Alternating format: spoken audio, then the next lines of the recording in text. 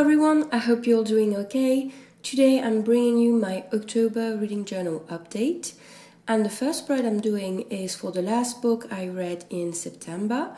I did not have time to include it in the previous reading journal update because I finished it on the 30th. The book is Six of Crows by Leigh Bardugo, and I read it in a kind of special way. I started reading it out loud in turn with a friend of mine, and then we alternated between reading it out loud and reading the chapters together, a little bit at a time. And if I had not been reading it this with my friend who really wanted to finish the book, I don't think I would have finished it because let's say that I am not in my young adult very short period anymore, and I really don't vibe with all the drama that you can find in those books. To start the spread, I glued the same paper I did in the previous video. If you haven't watched it, what I did was scan some end papers of old books because I liked the texture and the color, and I printed it and used it in my journal as a background for my spreads because I didn't have enough of the original end papers anymore to use them. The design on those spreads is going to be very simple. I looked for some pictures to decorate the spread that would be fan art from Six of Crows, but I couldn't find any that I liked. So I ended up looking for like Victorian pictures or old Amsterdam picture because this is the vibe of the universe where Six of Crows is set. And then I worked a bit on lettering the title, trying to slightly imitate the font on the cover, and I purposefully left the sketching part of the title in the video to show you that even if the title doesn't look complicated, it's fine to take your time and to show you the little tricks I used to make it a bit more harmonious and interesting. So I started by drawing two lines delineate where the title would go, and I also drew lines where the smaller letters would be so that the title would look harmonious. I used my kneaded eraser to remove most of the sketch so that I could use my red marker on top, otherwise I would have seen the lines through it. I used a Crayola Super Tip, and when you see the cap of that pen you would think it's more magenta, but in fact when you use it it's more blood red, and that was the perfect color to match with the cover. I'm really happy about the title. I didn't show you that, but I had to redo the right part twice because I had not left enough space for crows, and I'm glad I did it because now I really like it. The only thing I would do differently would be to put the title slightly higher so that I would have more space to write my review. If you don't know about it, Six of Crows is set in the Grisha universe created by Leigh Bardugo. It's a trilogy. I think there are other books in the series too, and it's been a Netflix series. I read the first Grisha book, Shadow and Bone, years ago when it was first published, and I really enjoyed the beginning, and then it got all young adulty and I didn't read any more of Leigh Bardugo's work. Still, I had been curious about Six of Crows, and it happened that we started reading the book for some reason, I don't remember why, and I really liked the first chapter or the prologue, I don't remember what it was. I found it interesting and mysterious, and I was really hoping we would continue in that vein, but the characters from the first chapter don't really come back, but still the mystery was established, so I was hooked. And then we meet Kaz. And Leigh Bardugo really likes Kaz. He is awesome. He is really smart. He is so cool. He's so devious. He's so cruel. Yada yada yada. And I mean, I get that you like your characters, but she doesn't really let us discover Kaz and form our own opinion because everyone is always talking about him and using those big adjectives to describe him, and it's just... Honestly, I found it so boring because I was not in love with Kaz. He was just a kid, like 17, 18, and he was supposed to be this mastermind, and I was just like... In the book you get several point of views, and I like that we were alternating between them. I really like some parts, for example when we were discovering the past of the characters, and at the end where all the action was happening, I was really wanting to know what was going to happen. But the last chapter, the last thing that happened, I'm like, what? It's just, if you read it and you know what she did with that character, I'm like, oh my god, it feels so 90s action movie to do something like that, and so out of character. I was just like, Lee, why did you do that?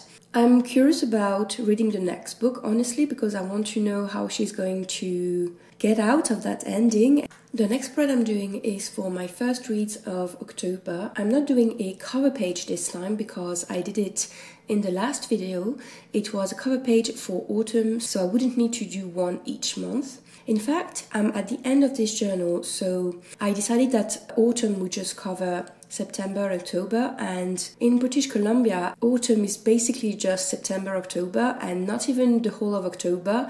We already had snow when I was doing the October spread, so I was fine with doing my last spread for October in that journal and doing a new cover spread for November in my new journal that I will show you in the next video. The 3 books I'm doing on that spread are all graphic reads. There are 2 children's albums and a manhwa. The first children's album is So You Want to Build a Library, and I work in the library now, and I got this book back from an interlibrary loan, and when I saw the title I was just like, yep, I'm gonna read it, and it was just so cute.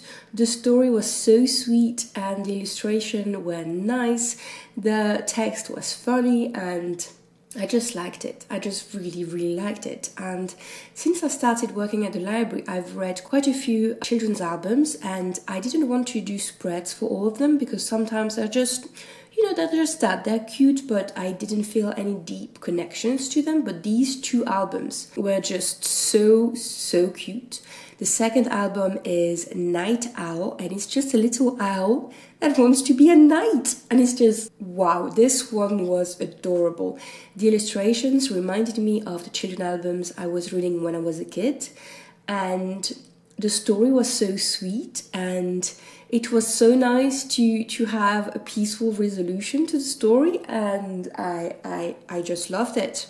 The spread was very simple for those 3 reads. I didn't want to have a spread for each book, so I decided to try to do what I had seen in reading journal videos, to have 2 rectangles, to have reviews, and I used that craft paper I got from, I think it was wrapped around something I had ordered online, and it's a bit too dark for my journal, I realize now, but it was really useful to have those pieces of paper that I could easily cut and put to size in the journal. I did not decorate the 2 albums spreads because I didn't really have space and I didn't really want to. I just worked a bit on the title of the books. I liked what I did with Night Owl. I tried to imitate the lettering of the original album, and I think it went well. For So You Want to Build a Library, I wanted to use the same font I had used for my Agatha Christie's spread in the previous video, but I don't think it works that well with such small letters. The third graphic read is Not So Wicked Stepmom, the first volume, and I decided to read that book because I got it back again from a patron at the library and I saw the title. It's a word pun with Not So Wicked, and it got me really curious. I like to read that kind of manhwa that's been published as a webtoon because they're really, easy breezy. Bad people are really bad, the nice people are really nice, and it's just nice when you need to disconnect your brain and have something easy to read. But I had a really nice surprise with that one because, of course, the plot is the same as a lot of webtoon.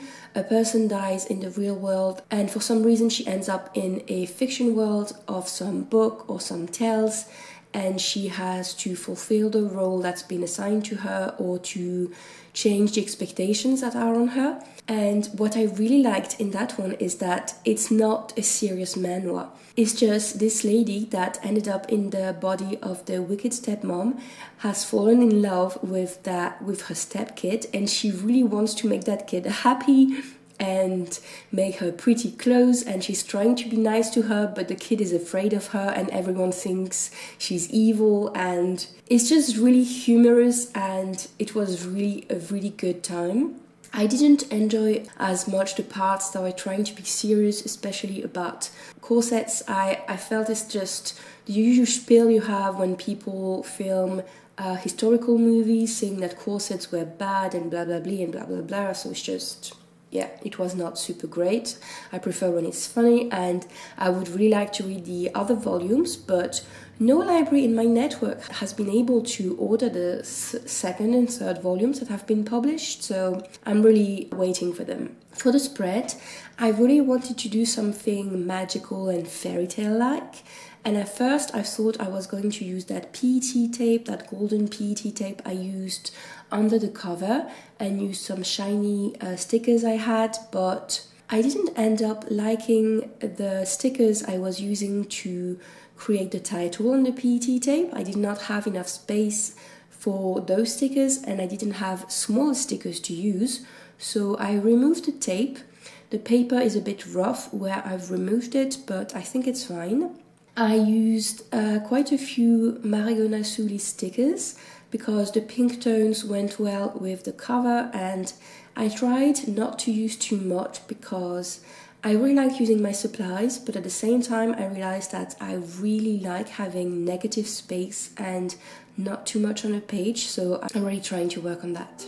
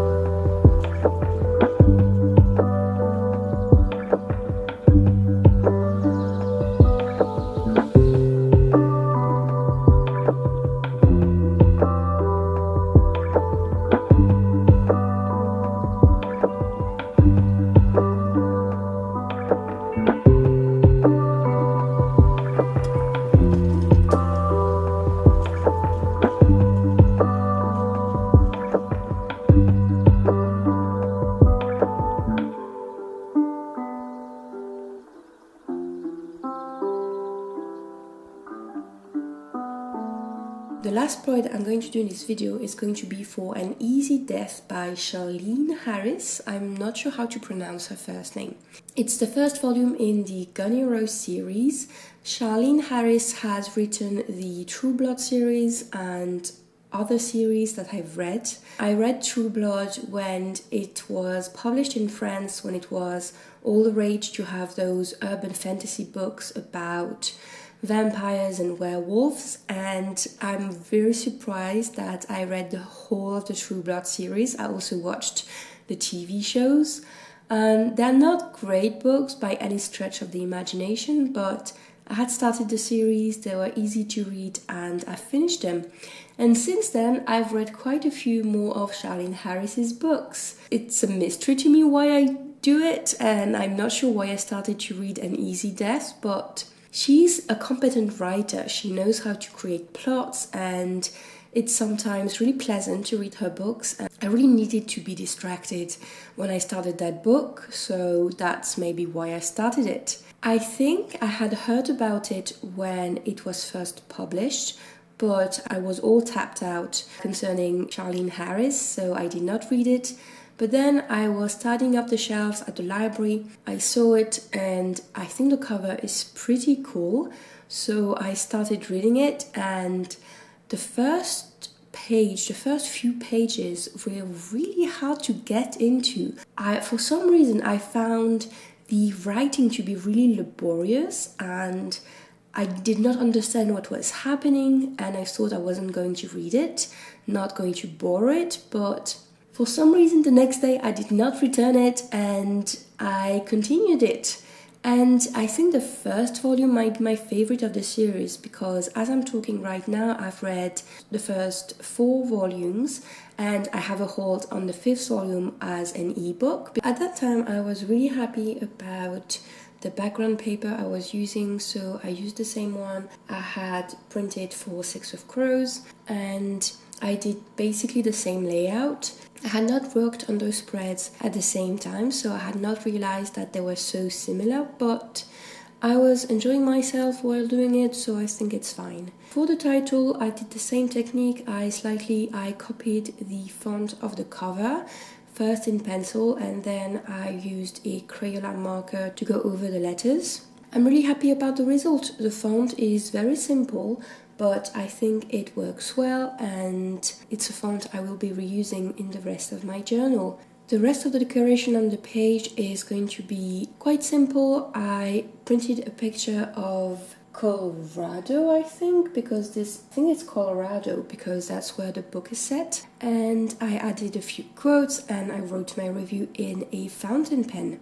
Gunny Rose series is set in an alternate America where the country broke down, I think, in the 40s or 20s, I'm not sure, when a president was assassinated and magic appeared in the land. And we follow Gunny Rose. She's just 18 and she's a gun for hire. She works with a crew to move people from different territories or to move cargo, and that's where the book starts. And I was really interested in that urban fantasy setting and the way that Harris starts to create her alternate America. The volume is pleasant to read, it is nicely paced, and there's no encroaching romance. That's Harris's trademark, and well, there will be romance in the other volumes. In this one, it's still okay. I don't understand why in those urban fantasy series the main characters, often women, always get hurt so damn much. It's just... and the emphasis on their pain and their recovery, I just don't get why they need to be hurt that much. What I did next was to update my ABC challenge, the challenge ABC, because I had read a few books that could work for it.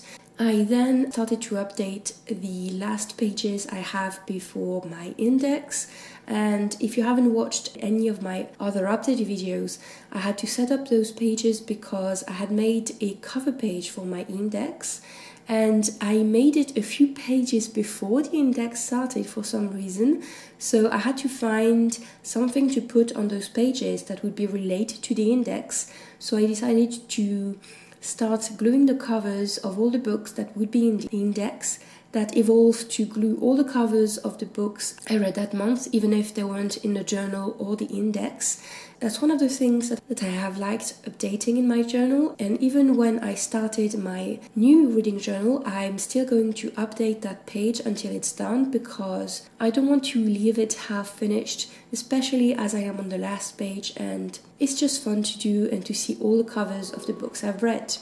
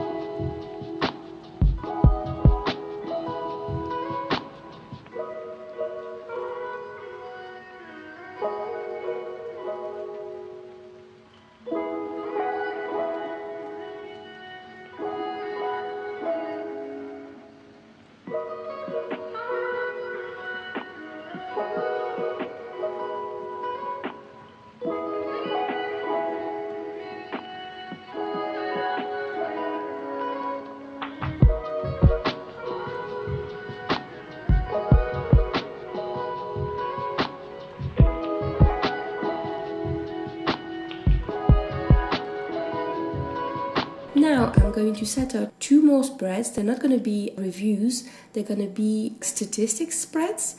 And those spreads are blank, they're in my annex section, so I didn't want to have reviews on them. And I was thinking of what I could put on them because I didn't want to waste the pages. And I had been curious about a book bracket spread for my new journal, so I thought that it would be ideal to set one up for 2024 as a test and see how I liked it, how I would set it up, how I would decorate it, and in the end I would decide if I wanted to set one up for 2025. I used some coffee stained paper as the background. I knew it was going to be a busy page because for a book bracket you're basically doing a competition between your top reads of each month and see what's going to be the top read of the year in the end.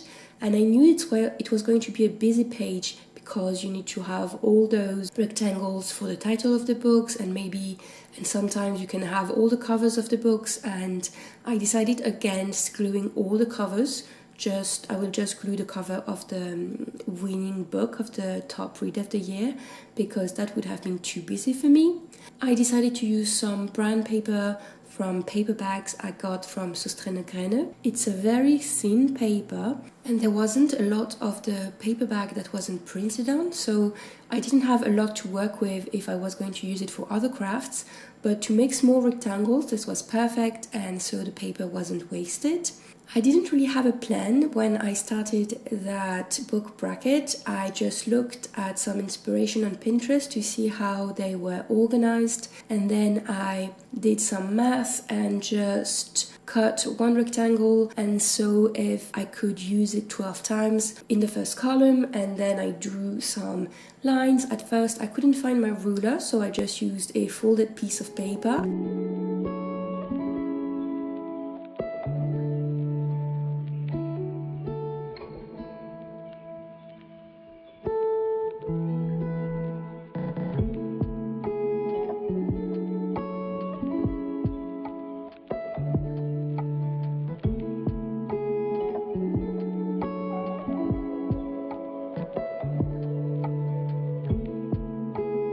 And then I had to decide how to decorate the page, and I didn't want to have too much stuff, but still I wanted to have fun with decoration.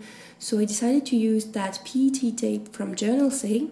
It has wisteria on it, and if you've noticed it, I've used that PET tape also on my ABC Challenge spread, and I added some Asia inspired stickers on that spread because wisteria and Asia works well together. And I basically did the same again for that spread because I love colors of the wisteria, I love the design, the big like sprigs of wisteria, and then you have small butterflies, some fallen petals that you can add to your spread. And I knew that the design worked and I just wanted to do it again. This time I knew that using a craft knife and trying to fussy cut around the design on the tape itself would be too tedious, so I started using my scissors first, and I had forgotten I had kept some of the tape I had used last time already cut up in a folder, but I will discover it in a few minutes. I added it on the right of the page because that's where I had the most space. I wanted it to interact with the different craft rectangles on the page, so I cut out that branch of wisteria to make it appear as if it was behind the rectangle.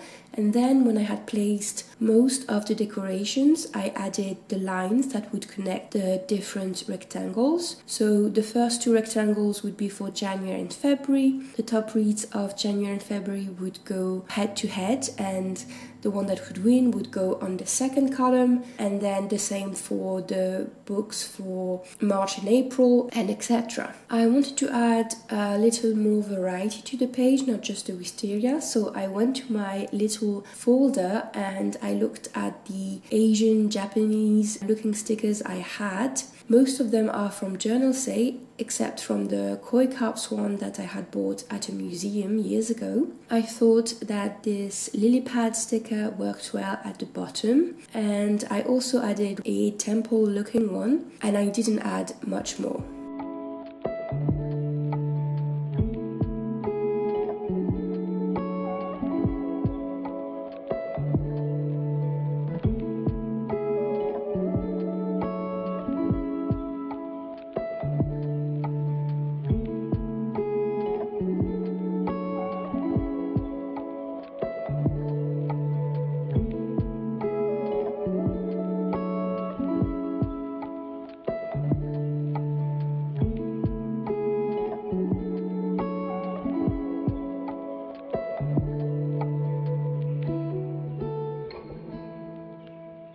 used my label maker to make up the first letters of each month, and it was a very simple way to add a little contrast to the page. I did the same for the title of the spread. I wrote it in French as Meilleur livre de l'année, the best book of the year. It would be nice if on those label makers you could add a space between words, because otherwise you have to do the label and then cut between the letters, which is a bit annoying because it's not... Sometimes it's a great aesthetic, but when you have a lot of words you want to have, I think it looks a bit chopped off, right? Because 2024 has been well underway, I was able to look at my reading catalogue and decide of my favorite books for quite a few months of the year, and that was very fun to look at all my reads and decide what were the best per month. And this was such a difficult exercise because I felt so guilty, so disloyal to the books to just choose one per month, because sometimes I had several ones,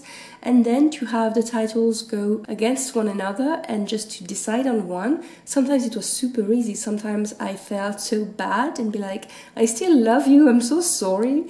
So that was quite fun.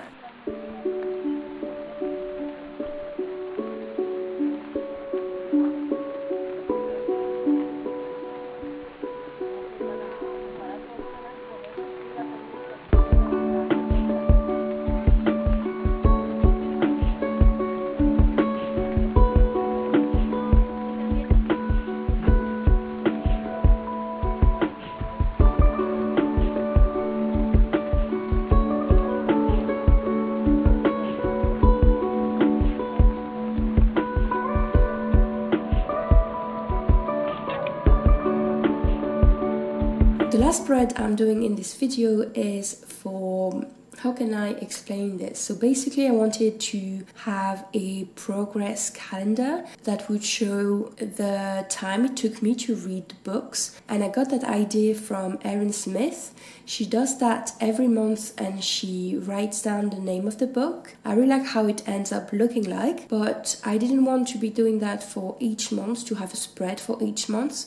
So I thought that doing a yearly overview would be nice. Because it's a yearly overview, the months have to be quite small, so I didn't have space to write the title of the book. I could have typed them because I did the calendars on Canva, and I could have chosen a very small font, but I didn't want to add to the business of the page. I chose a template for a calendar in Canva. I removed the elements I didn't need. I wanted to have a very simple calendar, and then I chose 3 or 4 pastel colors that wouldn't attract too much attention and that would work well together. I once again used the binder where I write down all the title of the books I read with all the dates, and I did a mock-up before that. I printed a random calendar, used a pencil and markers too to see if I could just do it by hand. But the markers I have, the Crayola Super Tip, they smudged quite a bit. They were too bright for the spread I wanted to do, so I just ended up using Canva. It was a fun exercise to do. I like that kind of things where you look at statistics and you can have a vision of what you're reading. At the same time, I find it a bit weird because some books it seems I've been reading for months, but it's just that I took a break and basically just read a few days at the beginning and a few days at the end, but still it was fun to do. I used once again my label maker for the title. I put the title on a combination of a washi tape from the discount store Action and from some craft tape from Journal Say, and the stickers that went the best with the spread were those yellow orange toned one from Marigot Nasuli. It's from the Books and Flowers sticky sheet, and I didn't want to add too much because the calendar are going to take most of the space, but I still wanted to have some prettiness. I've only printed the first 6 months of the year because obviously the year is not over yet. I've already done the months until October on Canva, and I will print the rest of the month at the end of the year. And here it is, this is the end of the video, and the last thing I have left to do is to use my label maker to add the finish date of this reading journal on the cover page, and this was really nice to do. I discovered that I had those little dashes to add between the numbers. In the next video I will start my new reading journal and I'm really excited about showing it to you. As usual, if you've read any of the books I've talked about in the video, tell me in the comments. I love to talk about books, and thank you for watching and I'll see you next time. Bye!